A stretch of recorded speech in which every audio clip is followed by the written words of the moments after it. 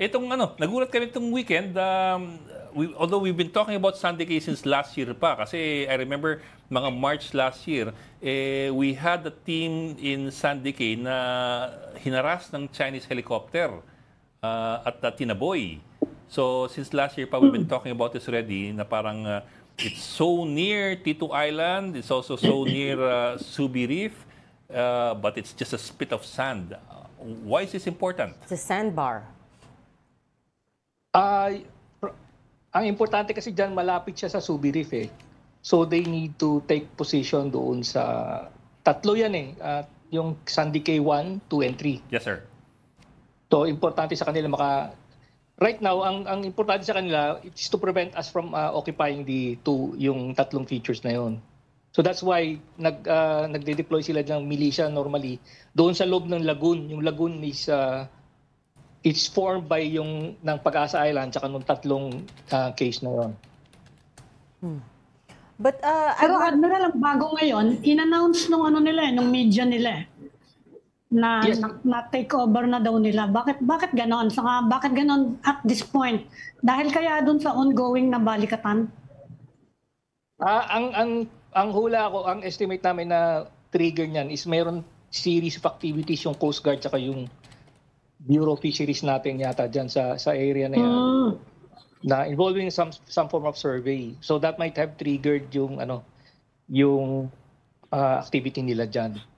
Now yung picture taking nila doon sa Sandy Cay, obviously a propaganda action. Just to show na sila may-ari nung Sandy Cay. Okay, sir. I'm pulling up a Google Earth image of Sandy Cay and Titu Island and Subi Reef. Ito. Kita ba sa screen? Yeah, here we go. Ayun. Okay. This is T2 sa gitna, Pag-asa. T2 is Pag-asa. Sandy Cay 1, ito. Sandy Cay 1 ito. Sandy Cay 2 ito. And Sandy Cay 3 is ito. So, sir, I'm just looking at ito, mga 1.4 to 2 nautical miles ng layo ng Titu Island sa Sandy Cay 1 eh. Sobrang lapit. So, kumbaga, if China takes over that, we'll have overlapping territorial waters and will be eyeball to eyeball. Well, number one, hindi ka pwede mag-claim ng territorial waters dyan. Sandbar, Sandbar lang yan eh. Pero sir, hindi ba that was declared high tide elevation by the arbitral ruling noong 2016? Hindi yan kasama, I think eh. Doon sa it doesn't fit in as an habit yung island per se. Hindi siya papasa as para mag-claim ka ng 12 nautical miles out of that feature. Yes, sir. I asked that kasi even Pag-asa is technically not an island but I also understand that Pag-asa already as a rock is entitled to 12 nautical miles di ba? Yung rocks. So, yun lang. What I understand kasi, sir, but again, correct me if I'm wrong, is that there's a danger. Of course, iba pa yung Subi. Subi falls within the 12 nautical miles pero this one lang by itself, being so near Pag-asa, kumbaga, will be eyeball to eyeball.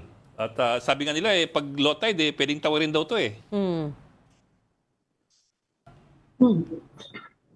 Kung titingnan ko yung diagram, yung chart nyo dyan, yes, sir. Magpo-form siya ng lagoon Tapos yes, sir. yung entrance diyang yan is doon around the southern portion ng nung between yung Sandy Cay 1 tsaka yung Pag-asa Island. Hindi ko alam kung binago nila, but before, yung Sandy Cay 3 is the one nearest nearest Pag-asa. Okay. Then Sandy Cay 1 is the farthest one. So, okay. I'm not sure kung binago nila yung ito yung so ito dapat yung 1, 2, 3. Yung 1 is the farthest one. Oo, so ito yun. Yes. Okay. Okay. Okay. But sir, yung on the same day, so sobrang conflicting yung version of events, no? So China said they planted the flag on the Sunday, tapos yung on the same day, the Philippines sent 4 teams there to do an interagency maritime operation. And yun nga, sabi nila, they were able to assess the area without issues. And there was a Chinese Coast Guard watching from a few nautical miles away, pero hindi naman daw sila hinaras. The fact that the 4 teams are able to go there without any incidents, does that prove anything in your view? Does that prove that China hasn't taken control of the sandbar? Well, that's a better situation compared nung panahon ko nandun ako Palawan. Kasi noon talagang kino-contest nila yan eh. Hindi ka makalapit to sa Sandy Cay without being harassed by yung militia vessels na nakapaikot dyan sa sa doon nakapwesto rin sa lagoon.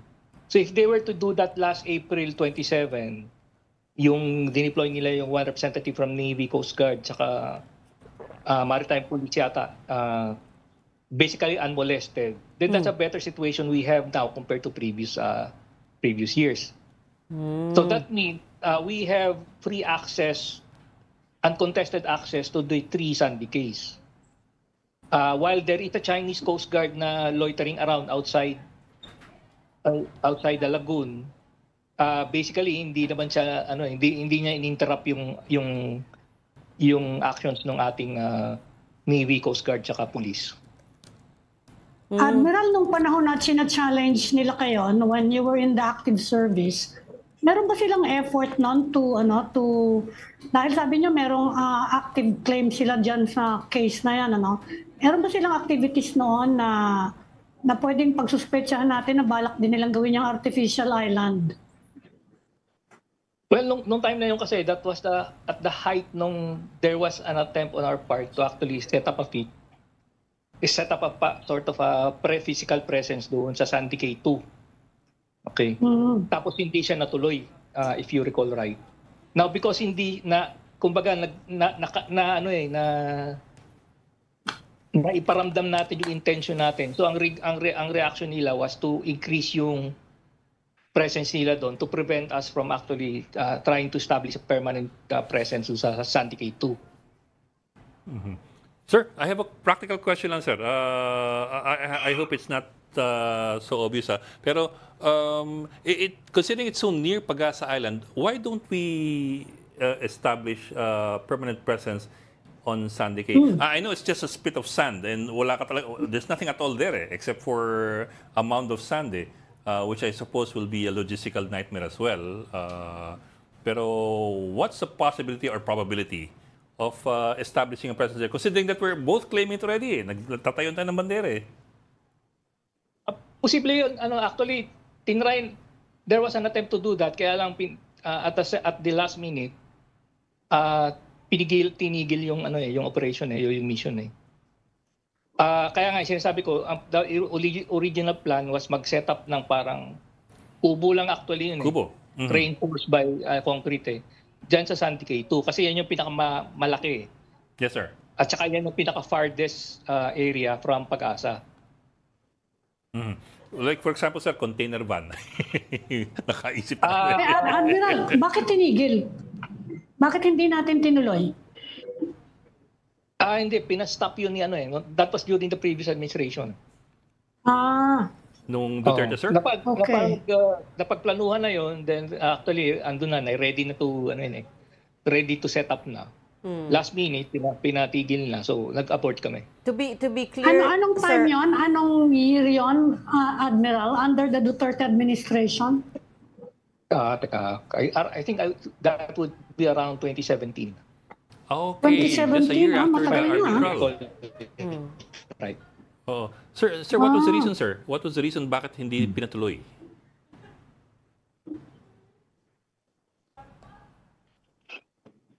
Sir, can you hear me, sir? I was not privy to the reason.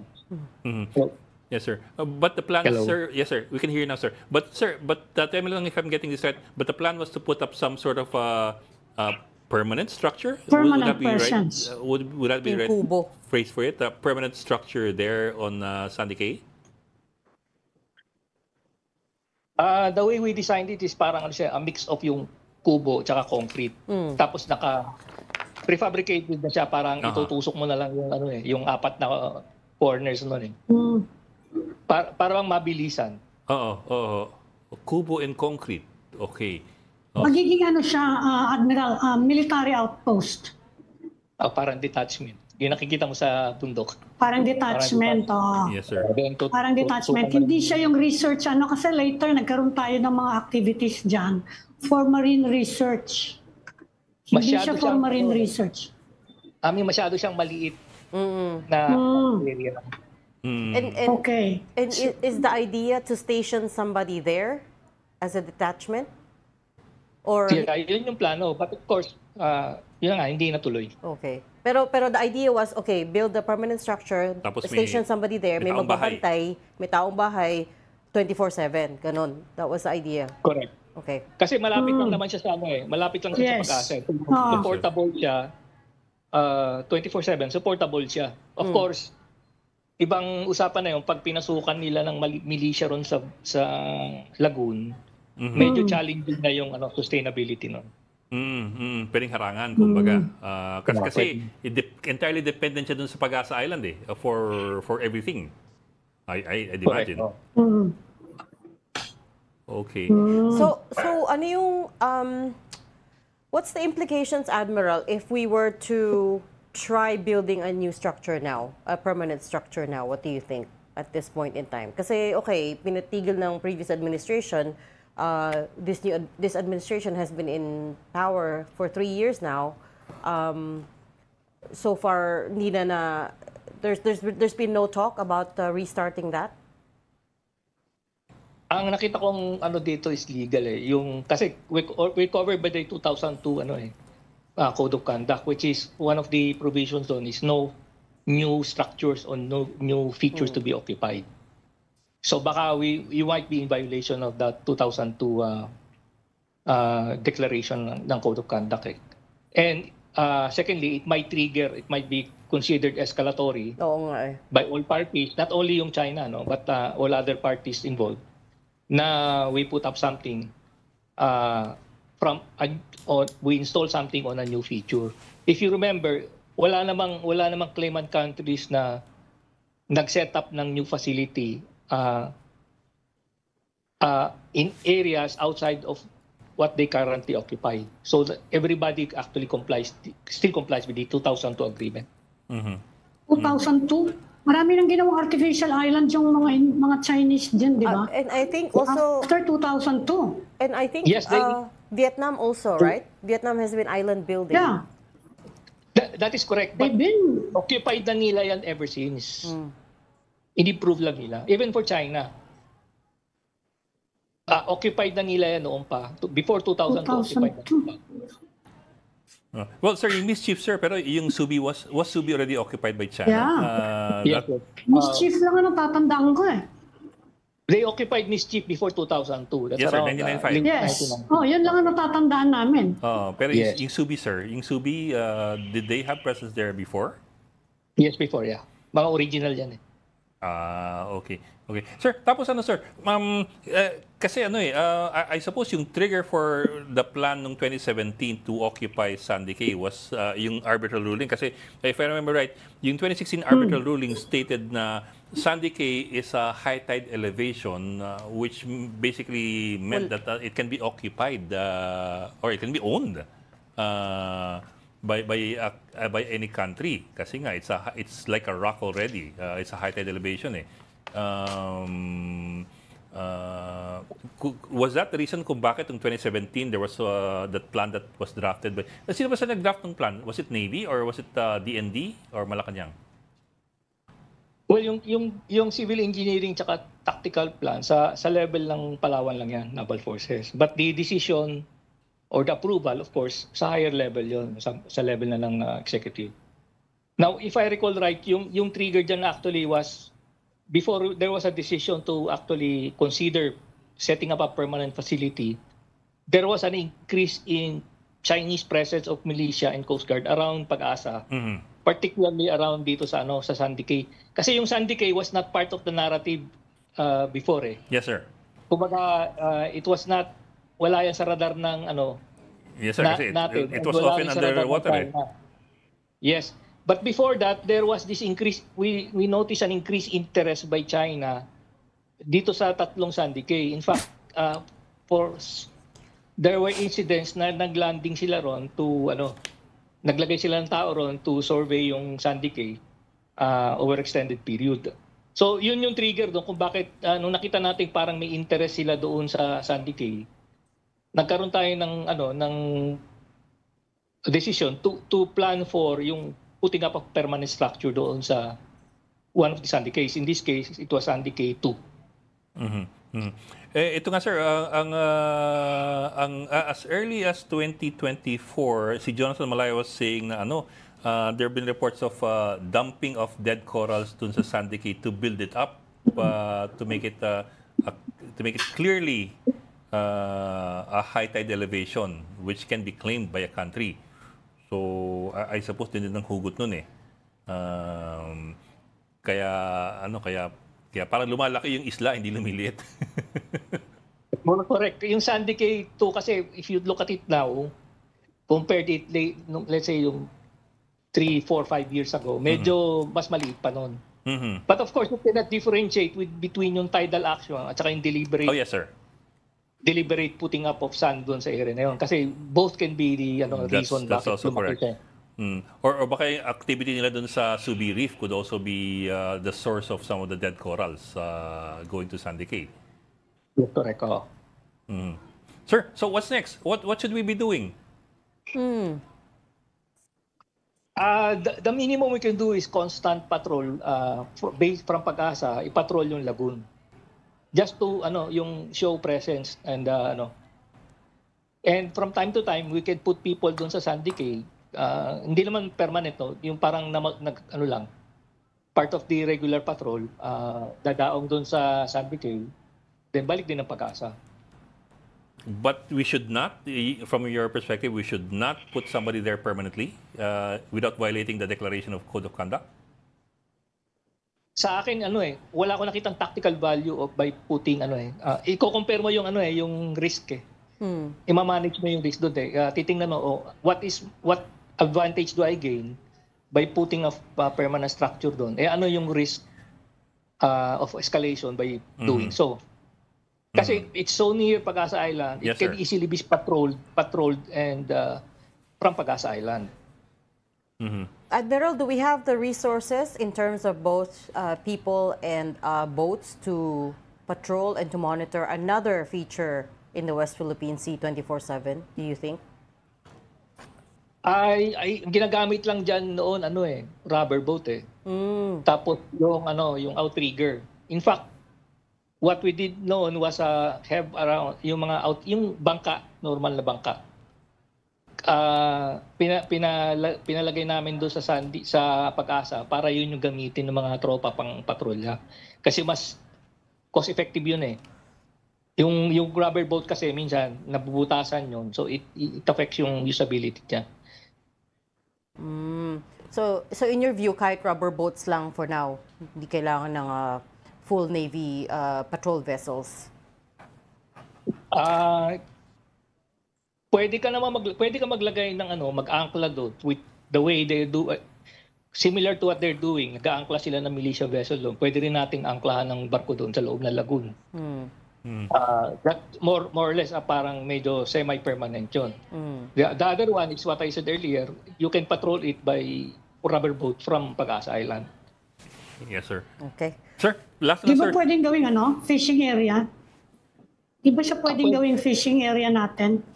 Masyado nang malayo. Pwede rin actually. In fact, I think there was a plan before. Parang daungan lang siya. Maglagay diyan yung BFAR ng parang ice facility. Yes. Ice facility. Pero I'm not sure kung natuloy yun. Parang hindi eh. Tsaka, There was a plan like that. Na? Paano yung kuryente ng ganun? Generator. May generator naman. Although, hindi nga sustainable actually. Yeah. Okay. Sir, last question, sir. Pabo lang. So we're not concerned that China would possibly take over the island? I know there's a declaration of Code of Conduct and all that, but walang concern na China would just jump in and put somebody there? Well, that should be a point of concern, yung declaration. That means meron silang specific interest doon sa Sandy Cay. So kaya nga sinabi ko, the only one way to mitigate that specific interest na yon is increase mo yung patrol doon sa area. Kasi that's, kumbaga, i-show mo yung flag natin na that is ours or that is an extension of the Pag-asa Island. And the reason why atin yan is we are able to patrol yung area na yan from Pag-asa. At the end of the day kasi ang labanan yan presence eh. Parang ano yan eh, meron kang property tapos hindi mo naman inoccupy, somebody will occupy it for you. Oo nga, sir. Parang illegal settlers din, you know. Okay, we'll leave that there. Thank you so much for Thank you, sir. your answers and your insights today. That was retired Navy Rear Admiral Romel Ong. Maraming salamat, Thank you, sir. Thank you, Admiral.